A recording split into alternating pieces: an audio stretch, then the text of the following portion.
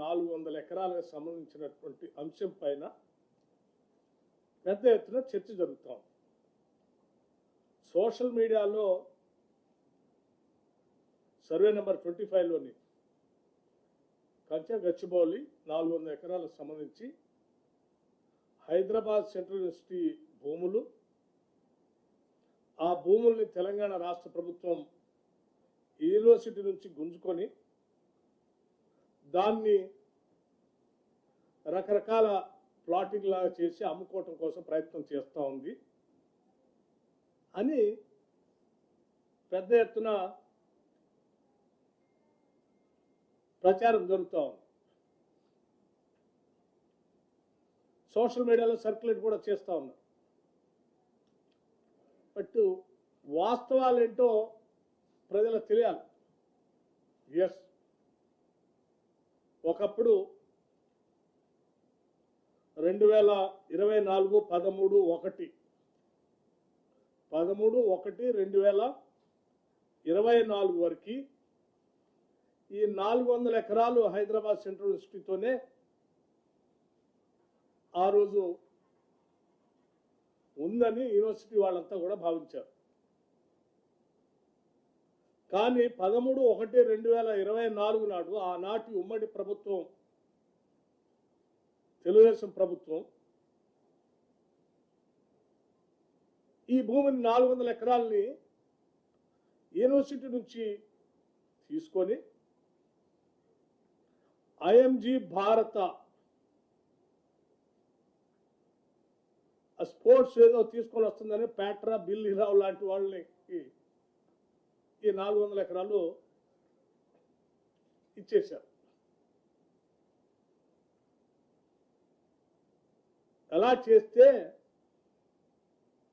ఆ 400 ఎకరాలు అలాట్ చేస్తూ, సరే ఇది యూనివర్సిటీ ల్యాండ్ కదా, మరి మాకేంటి, మేము అట్లిస్తే ఎట్లా అంటే, సరే ఆనాటి ప్రభుత్వం ఆ 400 ఎకరాలకి ఎక్స్చేంజ్గా అంటే బదలాయింపుగా 397 ఎకరాలు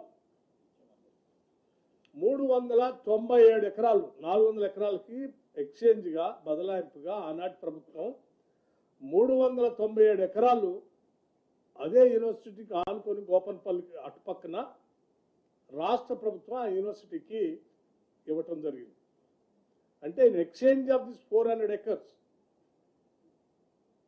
397 ఎకరాలు అంటే that is also nearing about 400 acres ఆనాడు యూనివర్సిటీకి ఒప్పచెప్పటం జరిగింది. దానికి సంబంధించిన ఆనాటి పంచనామా పేపర్లు కూడా, అంటే రాష్ట్ర ప్రభుత్వానికి సంబంధించిన అధికారులు, రెవెన్యూ అధికారులు, యూనివర్సిటీ అధికారులు కలిసి సంతకం పెట్టినటువంటి కాపీలకు సంబంధించిన సమాచారాన్ని, అంటే రాష్ట్ర ప్రభుత్వ రికార్డ్స్లో ఉంది, ఈ సమాచారాన్ని మీకు పూర్తిగా అందించాలనే నేను ఈరోజు ఈ సమావేశం మీకు పెట్టి వాస్తవ పరిస్థితులు చెప్పాలని. అంటే ఇప్పుడు మనం మాట్లాడుకునేది, ప్రజలు సర్క్యులేట్ చేసేది ఈ 400 ఎకరాలకు సంబంధించి ఆల్రెడీ ఎక్స్చేంజ్ ఆఫ్ ల్యాండ్ యూనివర్సిటీకి ఆ రోజు ఇచ్చేశారు. అది ఈ 400 ఎకరాలు ప్రభుత్వానికి అప్పచెప్తున్నట్టు, దాని బదులు ఇంకో 397 ఎకరాలు మేము తీసుకున్నట్టు యూనివర్సిటీ అధికారులు, ఆనాటి రెవెన్యూ అధికారులు ఇద్దరు కలిసి సంతకాలు పెట్టించిన కాగితాలు కూడా మీకు మీడియా మిత్రులకి నేను అందజేస్తాను. దయచేసి ఇవన్నీ వాస్తవ పరిస్థితులు ప్రజలకు తెలియాలి. ఎందుకంటే అబద్ధాలు మీదనే బతుకుతున్నటువంటి కొన్ని రాజకీయ పార్టీలు అడ్డగోలు సమాచారాన్ని ఏదో రాష్ట్ర ప్రజలకు ఇచ్చి ఓ తప్పుడు ప్రచారం చేసే ప్రక్రియకి పెద్ద ఎత్తున తెరలేపారు. అంటే వేరే దొరక్క, అందుకే వాస్తవ పరిస్థితులు ఇవ్వాలని రికార్డు తీసుకుని వచ్చి చెప్తున్నారు. పాపం తెలియనటువంటి వాళ్ళు చాలామంది ఇది నిజమైన అనుకొని యూనివర్సిటీకి సంబంధించిన భూమిని రాష్ట్ర ప్రభుత్వం గుంజేసుకుందేమో, దానిపైన చేస్తుందేమో, లేకపోతే ప్లాటింగ్ చేసి అమ్ముకోవడానికి ప్రయత్నం చేస్తుంది అనుకున్నారు. కాదు, రాష్ట్ర ప్రభుత్వం, ఆనాటి ప్రభుత్వం సరే ఎక్స్చేంజ్లో ఆ ల్యాండ్ యూనివర్సిటీకి వస్తే యూనివర్సిటీ వాళ్ళు బాగానే ఉన్నారు, వాళ్ళ ల్యాండ్ వాళ్ళకి వచ్చింది. కానీ ఈ 400 ఎకరాలు ఎక్కడ పోయింది? ప్యాట్రా, బిల్లీరావు అనేటువంటి ఐఎంజీ భారత్ అని ఒక ఫ్రాడ్ కంపెనీకి పోయింది.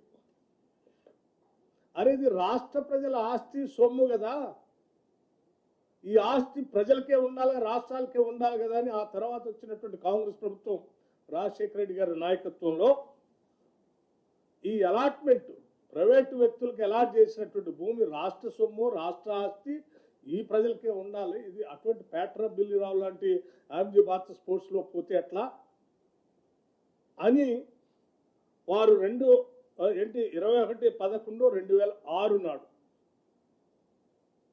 ఆనాటి కాంగ్రెస్ ప్రభుత్వం దీన్ని క్యాన్సిల్ చేసింది. ఎవరికి? ప్యాట్రా బిల్లిరావు ఆ ఎంజీ స్పోర్ట్స్కి ఇచ్చిన ల్యాండ్ని క్యాన్సిల్ చేసి ఇది గవర్నమెంట్కే ఉంటుంది, ఇటువంటి వాళ్ళ చేతిలో ప్రైవేట్ వ్యక్తులు పోవటానికి వీల్లేదని తీసుకొస్తే వారేం చేశారు?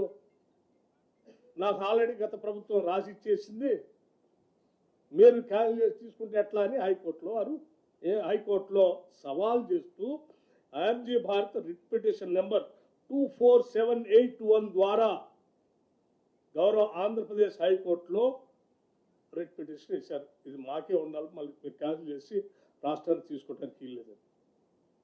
అంటే ఒక ప్రైవేట్ వ్యక్తి రాష్ట్ర ప్రభుత్వాన్ని తీసుకున్న ఆస్తిని లేదు నాకే ఉండాలి, నాకు గత ప్రభుత్వం ఇచ్చింది నువ్వు ఎట తీసుకుంటావు అని రిట్ పిటిషన్ వేసింది. ఆ రిట్ పిటిషన్ వేస్తే కాంగ్రెస్ ప్రభుత్వం ఆ రోజు క్వశ్చనే లేదు, ఇది ప్రజల ఆస్తి, ప్రజలకే ఉండాలి, రాష్ట్రానికే ఉండాలని గట్టిగా ఆనాడు హైకోర్టులో కొట్లాడుతూనే వచ్చింది. సరే, తర్వాత క్రమంలో రాష్ట్ర విభజన జరగటం 2014లో మరి మనందరూ తెలిసిందే టీఆర్ఎస్ ప్రభుత్వం అధికారంలో రావటం.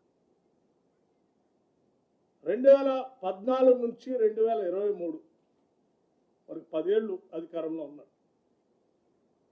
ఈ బిల్లిరావు ఐఎంజీ భారత లాంటి వాళ్ళకి చేతులకి భూమి పోవద్దని ఆనాడు కాంగ్రెస్ ప్రభుత్వం అది క్యాన్సిల్ చేసి కొట్లాడింది. మరి మన ప్రత్యేక రాష్ట్రం వచ్చింది, మన ఆస్తులు మనకే ఉండాలా, మన బిడ్డలకే చెందాలా, ఈ రాష్ట్రానికే సంపద పెరగాలని కదా ప్రత్యేక రాష్ట్రం తెచ్చుకుంది.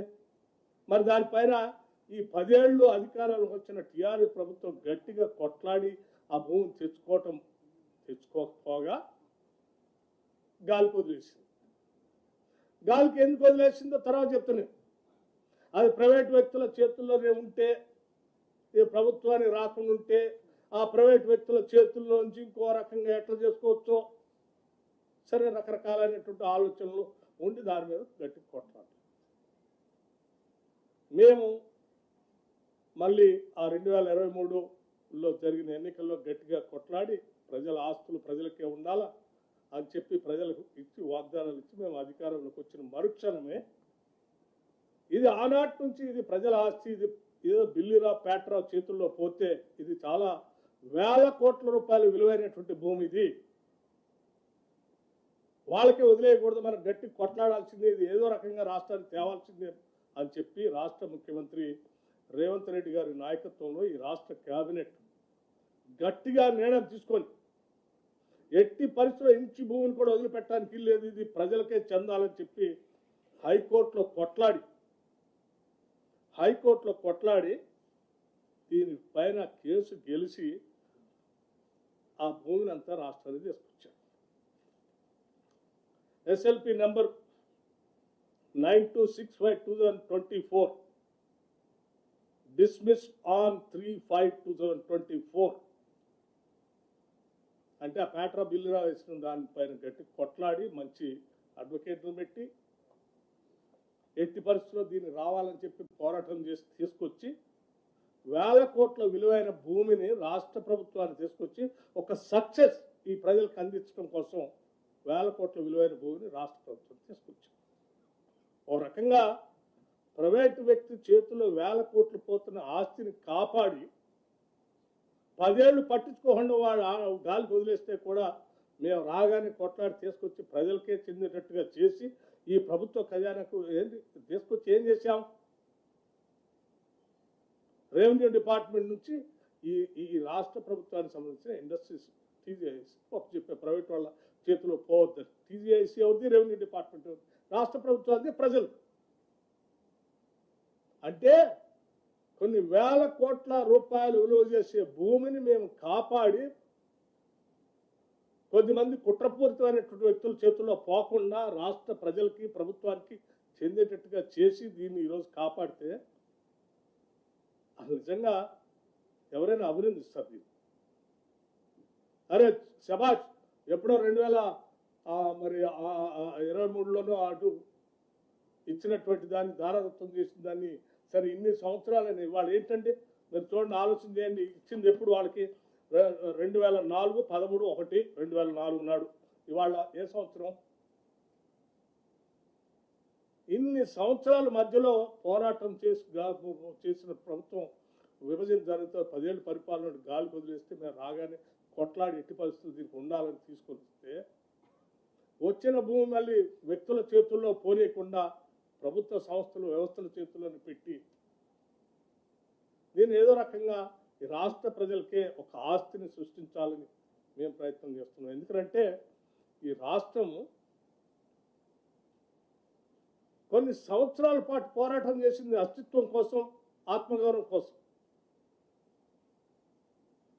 దశాబ్దాల పాటు ఈ రాష్ట్ర యువత మన రాష్ట్రం మనకు వస్తే ఉద్యోగాలు వస్తాయని ఆశపడి ఉద్యోగాల కల్పన కోసం పెద్ద ఎత్తున మన ప్రత్యేక రాష్ట్రం ఉంటే మనందరికి ఉద్యోగాలు వస్తాయని తాపత్రయంతో పోరాటం చేసి రాష్ట్రం తెచ్చుకుంటే వాళ్ళందరికీ 10 ఏళ్ళు ఉద్యోగాలు కల్పించలేక గాలికి వదిలేస్తే బాధపడుతున్న నిరుద్యోగ యువతీ యువకులకి మనం ఇటు ప్రభుత్వ పరంగా ఉద్యోగ అవకాశాలు కల్పించడమే కాదు, ప్రైవేట్ పరంగా కూడా కొన్ని ఇంటర్నేషనల్ స్టాండర్డ్లో ఉన్నటువంటి వ్యవస్థలు తీసుకొని వాళ్ళందరికీ ఉద్యోగ అవకాశాలు వచ్చేటట్టుగా ఒక పక్కన ఆస్తిని సృష్టిస్తూనే ఇంకో పక్కన లక్షలాది మంది నిరుద్యోగ యువతీ యువకులకి ఉద్యోగ అవకాశాలు కల్పించాలని మేము తాపత్రయపడి పనిచేస్తా ఉన్నాం. ఇందులో మా స్వార్థం కానీ లేకపోతే మా మంత్రివర్గ సహచరుల స్వార్థం కానీ లేకపోతే ముఖ్యమంత్రి రేవంత్ రెడ్డి గారి స్వార్థం కానీ వ్యక్తిగతంగా దీన్ని వాడుకునేది లేదు. ఈ రాష్ట్ర యువత కోసం, రాష్ట్ర ప్రజల కోసం వాడుతున్నట్టు ఒక్కసారి ఆలోచన. ఆ రోజుల్లో హైటెక్ సిటీకి ఆనాటి ముఖ్యమంత్రి నేదురుమల జనార్దన్ రెడ్డి గారు, రాజీవ్ గాంధీ గారి ఆలోచన మేరకు కంప్యూటర్ రెవల్యూషన్ ఈ దేశంలో కూడా తీసుకొని రావాలని చెప్పి వారు ఫౌండేషన్ వేసి ఆ తర్వాత వచ్చినటువంటి ప్రభుత్వాలు వాటిని కంటిన్యూ చేస్తే ఇవాళ మనం హైటెక్ సిటీ ఫేజ్ 1, హైటెక్ సిటీ ఫేజ్ 2, ఆ తర్వాత ఫైనాన్షియల్ సిటీ, ఆ తర్వాత నాలెడ్జ్ సిటీ, ఇవన్నీ రావటం వల్ల లక్షలాది కోట్ల రూపాయలు ఇక్కడ ఇన్వెస్ట్మెంట్స్ వచ్చినాయి. అవన్నీ ఇన్వెస్ట్మెంట్స్తో వచ్చినటువంటి సంస్థల వ్యవస్థల ద్వారా లక్షలాది మంది నిరుద్యోగ యువతీ యువకులకి ఈరోజు హైదరాబాద్లో ఉద్యోగ అవకాశాలు దొరుకుతున్నాయి. వాళ్ళ వెనుక ఆ రోజుల్లో మరి వీటన్నిటిని ఆలోచించకుండా వదిలేసిపోయి ఉంటే ఈరోజు మన పరిస్థితి ఏంది? ఇవాళ హైదరాబాద్ గ్లోబల్ సిటీగా మారింది. హైదరాబాద్ నగరంలో పెద్ద ఎత్తున లక్షలాది మంది ఉద్యోగ అవకాశాలు దొరుకుతున్నాయి అనే కదా రాష్ట్ర వ్యాప్తంగా అనేక ప్రాంతాల నుంచి నిరుద్యోగ యువత హైదరాబాద్కు వచ్చి ఉద్యోగ అవకాశాలు ఎత్తుకునేది. దీన్ని మనం ముందుకు తీసుకొని వెళ్ళాలి కదా. ఎవరో ప్రైవేటు వ్యక్తి చేతుల్లో పోయిన 400 ఎకరాలు కాపాడి అక్కడ కూడా ఇటువంటి సాఫ్ట్వేర్ ఇండస్ట్రీకి సంబంధించినటువంటి మన నిరుద్యోగ యువతీ యువకులకి చదువుకుని యూనివర్సిటీస్ నుంచి చదువుకొని బయటకు వచ్చేటువంటి నిరుద్యోగ యువతీ యువకులకి మంచి ఉద్యోగ అవకాశాలు దొరికేటట్టుగా ఒక ఇంటర్నేషనల్ సంబంధించినటువంటి సాఫ్ట్వేర్ ఇండస్ట్రీస్ తీసుకొచ్చి అక్కడ ఏర్పాటు చేయడం కోసం ప్రయత్నం చేస్తే వాళ్ళందరికీ మళ్ళీ ఉద్యోగ అవకాశాలు వస్తాయి కదా అని ఆలోచనతో మేము చేస్తున్నాం తప్ప వేరే ఆలోచనే లేదు ఇక్కడ మాకు. మేము చేసే ప్రతి పని రాష్ట్రానికి ఆస్తులను ఎట్లా సృష్టించడం, సంపదను ఎట్లా పెంచడం, తద్వారా ఈ రాష్ట్రంలో ఉన్న నిరుద్యోగ యువతీ యువకులకి ఉద్యోగ అవకాశాలు ఎట్లా కల్పించడం అనేది తప్ప వేరే ఆలోచన లేదు. కానీ ఇదంతా చేస్తూ ఉంటే ఇవన్నీ చెప్తే జనం వాళ్ళని తిడతారు కాబట్టి కొద్ది మంది కుట్రదారులు రాజకీయపరమైన కుట్రతో ఆ రోజుల్లో 10 సంవత్సరాలు ఏ రకంగా అయితే ఆ ప్రైవేట్ వ్యక్తి చేతిలో ఉన్నటువంటి భూమిని కాపాడటం కోసం హైకోర్టులో కొట్లాడి తీసుకురావటం కోసం ప్రయత్నం చేయకుండా వదిలేసినటువంటి ప్రభుత్వాలకు సంబంధించిన వ్యక్తులు ఈరోజు తగుదినమ్మా అని బయటకు వచ్చి ఇవాళ పెద్ద ఎత్తున యూనివర్సిటీ భూములన్నింటి యూనివర్సిటీ భూములు, ఇది వాస్తవాలు చెప్పాలి, ఇది యూనివర్సిటీ భూములు కాదు. ఇది యూనివర్సిటీ భూములు మేము ఎందుకు ఉంచుకుంటాం? ఇప్పుడే చంద్రబాబు గారు చెప్పారు, యూనివర్సిటీకి సంబంధించి ఇంచి భూమిని కూడా మేము ముట్టుకోము. ఆ యూనివర్సిటీ అలాగే అక్కడ చదువుకున్న విద్యార్థులుగా చెప్తున్నాం. మాకు కూడా ఎమోషనల్ బాండేజ్ ఉంది ఆ యూనివర్సిటీతో. ఈ యూనివర్సిటీ ఎదగాలని, పెరగాలని, అక్కడ విద్యార్థులు బాగా చదువుకోవాలని, అక్కడ చదువుకున్న విద్యార్థులందరికీ బయటకు వస్తే ఉద్యోగ అవకాశాలు దొరకాలని మేము బలంగా కోరుకుంటున్నాం. చదువుకొని ఉద్యోగాలు లేకుండా బాధపడకూడదని కదా ఆలోచన చేసేసి అక్కడ ఉన్నటువంటి ఏదో మష్రూమ్ రాకుని కానీ, లేకపోతే అంబరెల్లా రాకుని కానీ, లేకపోతే ఇంకొక లేఖని కానీ, వాటిన్నింటినీ దేన్ని డిస్టర్బ్ చేసే క్వశ్చన్ లేదు. We believe strongly ecological imbalance ఏం జరగనేయం. రాష్ట్రం హైదరాబాద్ నగరం పొల్యూషన్ ఫ్రీ నగరంగా ఉండాలి. ఇక్కడ ఉద్యోగ అవకాశాలు రావాలి, నగరం పెరగాలి, సంపద సృష్టించబడాలి. అలా సంపద సృష్టించబడితేనే రేపొద్దున ఈ రాష్ట్రంలో ఉన్నటువంటి నిరుపేద ప్రజలందరికీ కూడా సంక్షేమ కార్యక్రమాలు కూడా మేము నిధులు వెచ్చించగలగాలి. ఇన్ని రకాలుగా ఆలోచన చేసి ఈరోజు రాష్ట్ర ప్రభుత్వం ముందుకు పోతుంది తప్ప ఈ సర్క్యులేషన్ ఇది సోషల్ మీడియాలో సర్క్యులేట్ చేసినట్టుగా యూనివర్సిటీ భూములు గుంజుకొని ఈ రాష్ట్ర ప్రభుత్వం అటువంటి పని చేయకపోదు కూడా. ఇది జరిగిన వాస్తవం. సో దయచేసి మిత్రులందరికీ నేను చెప్తా ఉన్నాను, ఈనాడు గట్టిగా కొట్లాడి రాష్ట్ర ప్రజలందరి తరఫున ఈ 400 ఎకరాలని కాపాడి తీసుకొచ్చి ప్రజలకు అందిస్తున్నాం. లేకపోతే మేము కూడా అలాగే గాలి వదిలేస్తుంటే ఈ 400 ఎకరాలు కొన్ని వేల కోట్ల రూపాయలు విలువ చేసేటువంటి భూములు అలాగే అన్యాక్రాంతం అయిపోయింది. ప్రైవేట్ వ్యక్తుల చేతుల్లో పోయి వారితో మమేకమై కొద్దిమంది రాజకీయ కుట్రదారులు ఈరోజు పెద్ద ఎత్తున బయటకు వచ్చి మాట్లాడుతున్న వాళ్ళందరూ వాళ్ళు వీళ్ళు కలిసి లబ్ధి పొందేవాళ్ళు. కానీ ఆ కొద్దిమంది వ్యక్తులకి కోసం కాదు కదా ఈ వ్యవస్థ, రాష్ట్రం, సంస్థ, పాలన, ప్రభుత్వం ఉంది. ఈ ప్రభుత్వం, పాలన, సంస్థ, వ్యవస్థ, మా పరిపాలన అంతా కూడా ప్రజల కోసమే. కొద్దిమంది వ్యక్తుల కోసం మేము మా ఆస్తుల్ని, మా సంపదని తాకట్టు పెట్టాం, ఎవరి చేతుల్లో పోయాం. ఇది అంతిమంగా రాష్ట్ర ప్రజలకి చెందాలనేది మా అందరి ఆలోచన. ఇది రాష్ట్ర ప్రజల విజయం. 400 ఎకరాలు ఆనాడు వాళ్ళ చేతుల్లో పోయినటువంటి భూమి, 2004లో పోయినటువంటి భూమిని దశాబ్ద కాలం తర్వాత పైబడి మేము పోరాటం చేసి ఆ భూమిని తీసుకొచ్చి రాష్ట్ర ప్రజలకు అందించాం. ఇది రాష్ట్ర ప్రజల విజయం. ఇది యూనివర్సిటీకి సంబంధించిన భూమి యూనివర్సిటీకి ఆనాడు ఎక్స్చేంజ్ చేసి కాగితాలు మీకు అందరికి పంపిస్తాం, వారికే ఇచ్చాం, అది వారితోనే ఉంది. నేను మిత్రులందరూ ఒక విషయం, సరే మీ పేరేమన్నారు? సూరజ్ గారు ఏ పేపరు? Tea news. సరే, నేను ఇప్పటివరకు మీ అందరి ద్వారా రాష్ట్ర ప్రజలకి, చాలామంది వ్యక్తులకి రాష్ట్ర ప్రయోజనాలు కాపాడాలని, ఆస్తులు ప్రజలకే ఉండాలని కోరుకునే వాళ్ళందరికీ కొన్ని వాస్తవ విషయాలు చెప్పాలనే ఆలోచనతోనే ఈ ఆస్తిని ఏ రకంగా ప్రైవేట్ వ్యక్తుల చేతుల్లో పోకుండా మేము కాపాడాము, రాష్ట్రానికి అందించాము, ప్రజలకు చెందేటట్టుగా చేశాము, వాస్తవాలతో సహా, కాగితాలతో సహా మీకు ఇచ్చాము.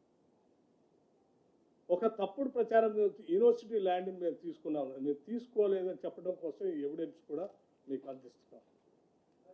In exchange of this land, అక్కడ ఇచ్చిన ల్యాండ్ సంబంధించిన సమాచారం కూడా ఇందులో ఉంది, అది కూడా ఇస్తా ఉన్నాం. సో దయచేసి మీ ద్వారా, విఘ్నులైన మీ ద్వారా రాష్ట్ర ప్రజలకు తెలియాలి, దేశానికి కూడా తెలియాలి. నేను మీ అందరూ రిక్వెస్ట్ చేస్తున్నాను, కొట్లాడి కొద్దిమంది ప్రైవేట్ వ్యక్తుల చేతుల్లో పోయే వేల కోట్ల ఆస్తిని ఈ రాష్ట్ర ప్రభుత్వం ప్రజల కోసం పోరాటం చేసి తీసుకొచ్చిందనేటువంటి కనీస వాస్తవ విషయాన్ని మీరు ప్రజలకు తెలియదు. అమ్మా ఏది నేను మాట్లాడిన తర్వాత మళ్ళీ మీ క్వశ్చన్ లేదని ఉంటే నేను మిగతాది క్లారిఫై చేస్తాను. సో నేను మీ అందరికీ ఒకటే రిక్వెస్ట్ చేస్తున్నాం, మీరందరూ కూడా చాలామంది నిరుద్యోగ యువతి యువకుల కోసం పెద్ద ఎత్తున ఈ హైదరాబాద్ నగరంలో ఉద్యోగ అవకాశాలు రావాలని మీరు కూడా కోరుకుంటున్నారు. వాళ్ళందరి తరఫున మీరు కూడా పోరాటం చేశారు. భవిష్యత్తులో వాళ్ళందరికీ మంచి ఉద్యోగ అవకాశాలు వచ్చే విధంగా రాష్ట్ర ప్రభుత్వం చేస్తున్నటువంటి ఈ కార్యక్రమాలు, వాస్తవ విషయాలు ప్రజల దగ్గర తీసుకువెళ్ళవలసింది విజ్ఞప్తి చేస్తా ఉన్నాను. Thank you. పెద్దలు రాష్ట్ర ఉప ముఖ్యమంత్రి వర్యులు బట్టి విక్రమార్క గారికి, సహచర మంత్రి వర్యులు శ్రీధరబాబు గారికి, రెవెన్యూ శాఖ ఉన్నతాధికారులు, ఫారెస్ట్ శాఖ ఉన్నతాధికారులు, ప్రింట్ అండ్ ఎలక్ట్రానిక్ మీడియా మిత్రులందరికీ హృదయపూర్వక నమస్కారం. గడిచిన 4-5 రోజుల నుంచి ఉన్నది లేనట్టుగా అబద్ధాలని నిజాలుగా చిత్రీకరించడం కోసం ఈ కంచె గచ్చిబౌలిలోని సెంట్రల్ యూనివర్సిటీ పక్కన ఉన్న 400 ఎకరాల చుట్టూ ఫెవికాల్ బంధంతో ఉన్న 2 ప్రతిపక్ష పార్టీలు పని కట్టుకొని ఏ రకంగా గ్లోబల్ ప్రచారాన్ని చేస్తున్నాయో తెలంగాణ రాష్ట్ర ప్రజలు, ముఖ్యంగా యువత గమనిస్తుంది అన్నది మనం ఇక్కడ చర్చించుకోవాల్సిన అవసరం ఉంది. ప్రధానంగా 2 దశాబ్దాల నుంచి సాధించుకున్న తెలంగాణ వచ్చి దశాబ్దం ఆనాటి ప్రభుత్వం కూడా మొదటి 7-8 సంవత్సరాలు వదిలేయండి, 2014 నుంచి